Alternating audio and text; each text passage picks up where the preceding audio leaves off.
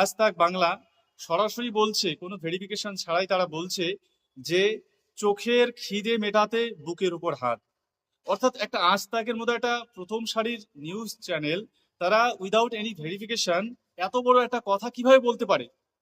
অর্থাৎ তার মানে এটা মুসলিম বিদ্বেষী সম্পূর্ণরূপে নিউজ রুম থেকে ছড়ানো হচ্ছে, যাতে করে এই যে ছোট্ট ব্যাপারটা, যে ব্যাপারটা এখন তিল আছে সেটাকে কিভাবে তাতে সম্পূর্ণরূপে ভাবে ফেক নিউজ ছড়িয়ে সাম্প্রদায়িকতা সৃষ্টি করছে নিউজ চ্যানেলের মতো, আজ তাকের মতো নিউজ চ্যানেল। তারা যেমন হিন্দিতে যেমন সাম্প্রদায়িকতা ছড়াচ্ছে, তেমন বাংলায় নতুন চ্যানেল খোলার পরে বাংলায় তারা একই সাম্প্রদায়িকতা ছড়াচ্ছে, যাতে করে হিন্দু মুসলিমের যে এই যে ভ্রাতৃত্ব বা এই যে সম্প্রীতি, এটা নষ্ট হয়। এবং যে আগুনটা জ্বালিয়েছেন, এই আগুনটা নেভাতে পারবেন তো সারা বাংলা জুড়ে?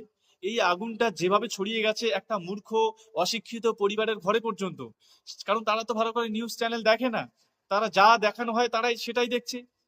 যেটা অল্প সত্য সেটাকে অনেকভাবে মিথ্যে বানিয়ে বানোয়ার কাহিনী শুনিয়ে সেটাকে সত্যভাবে পেশ করা আছে, এবং যারা অশিক্ষিত, যারা এত বেশি সোশ্যাল মিডিয়া জানেন না, ঘাটেন না, তারা সেটাই বিশ্বাস করে দিচ্ছেন।